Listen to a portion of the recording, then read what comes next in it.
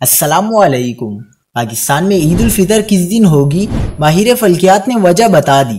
سورج گرہن بھی لگنے والا ہے۔ کیا آپ حالات حاضرہ سے آگاہی حاصل کرنا چاہتے ہیں؟ خبر کے پیچھے چھپے اصل حقائق جاننا چاہتے ہیں تو ابھی سبسکرائب کیجئے جلمل پاکستان کو اور ساتھ ہی گھنٹی کے نشان پر کلک کر دیں۔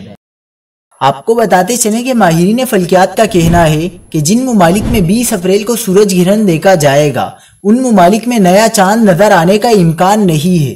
ماہرین فلکیات کی جانب سے پاکستان میں عید الفطر 22 اپریل ہفتے کو ہونے کی پیشنگوئی کی گئی ہے۔